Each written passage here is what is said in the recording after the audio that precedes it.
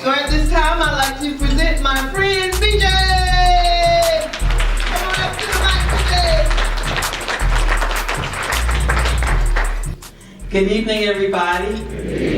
Let's make some noise. You know, when most comedians say let's make some noise, it's for one thing, but I always say make some noise because I want to make sure you haven't sneaked out. I'll tell you what, after the meal, it lets you know that a yard bird doesn't stand a chance in the South. That's the biggest chicken I've ever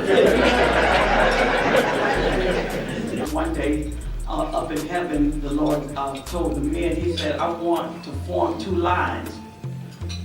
One line will be with the men who were the head of their household and took everything. The other one, men, you get a line where you let your wives run the household. So at the end of the whole thing, the line where the women ran the household was 100 miles long. And the other line only stood one guy. So the Lord said, men, I'm ashamed of you. I'm just upset. I created you to be the head and not the tail. And there's only one man who's standing here to make me proud. And he looked at me and said, son, tell them how you managed to do that. And the guy looked really confused. He said, I don't know, my wife told me to stand up.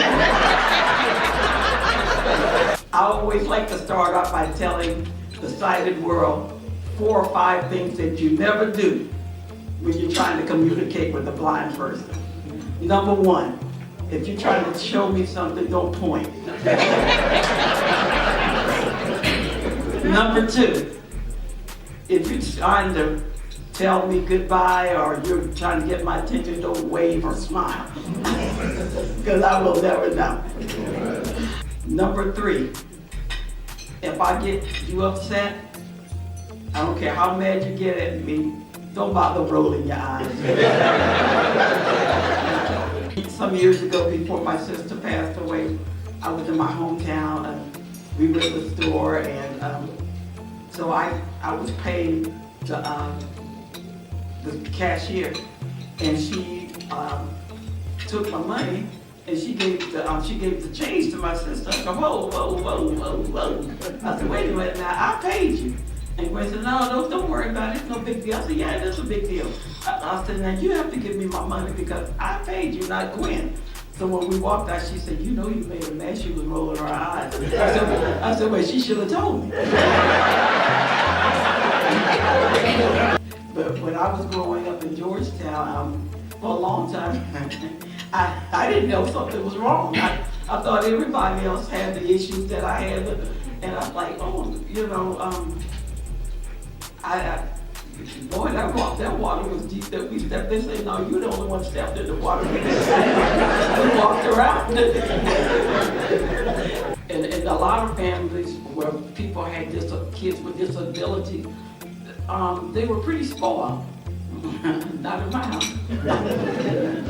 I know one day I was getting, I guess, I don't know what I had done, but it made my mom upset. She started whipping me, and I thought I would play the pity thing. And I said, Ma, you hit me in my eye, you hit me in my eye. I thought that was going to stop it. She said, well, you need to close them.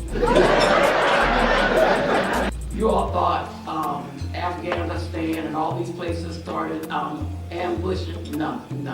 It started at South Carolina School for the Deaf. Because they had the upper hand on us.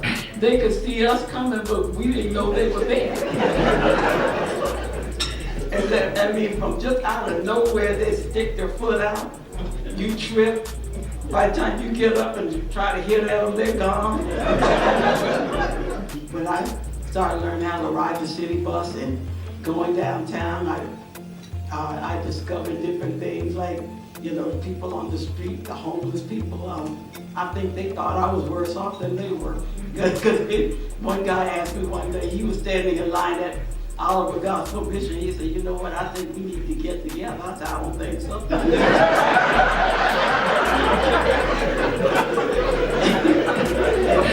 And he said, wait a minute, don't be so quick to answer. I'm gonna give you a week to get yourself together and let me know.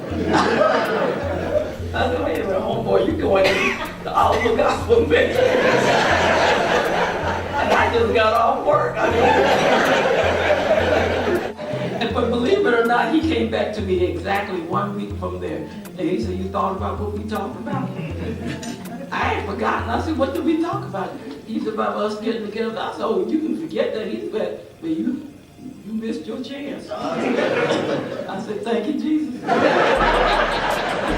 But I think one of the funniest stories that ever happened to me, and people think I made this up, but one day I was downtown, I was waiting to cross the street, and this one guy came up to me and linked his arm through mine, and I thought he knew what he was doing. It turned out this guy was drunk. And I ended up, he told me he was going to get me across the street. I ended up escorting this man all the way around. And I'm thinking, Lord, please don't let a policeman come by.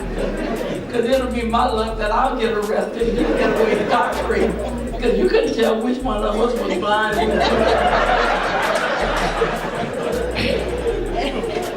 But some of my experiences have been, if you would think, going to hospitals, going to doctor's offices, that people would be more aware of what's going on around. But when you go in a doctor's office and they ask you if you have your driver's license and you're walking with a cane, it's like, wait a minute, we were the driver's license?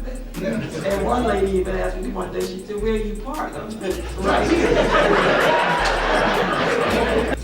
I know one day somebody asked me, I was riding with a taxi, and I said, I gave the address, and so when he gets to the place, he say, so is it a green building or something? I said, you tell me.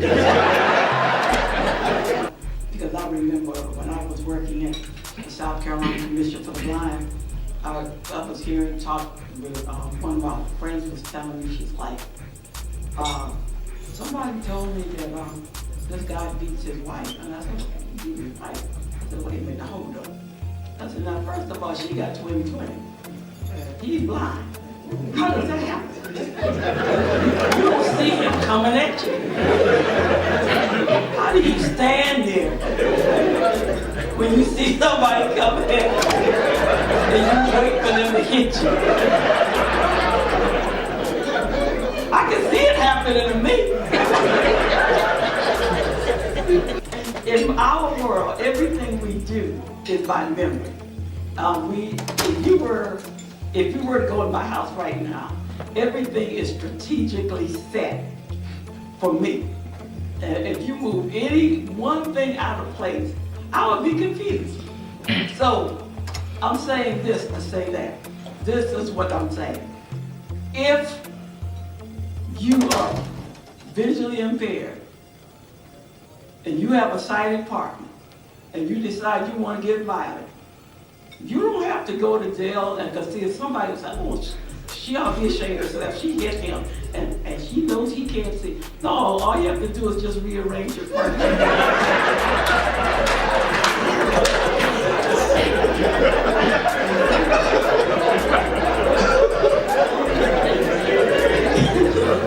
Put the coffee table where his favorite was.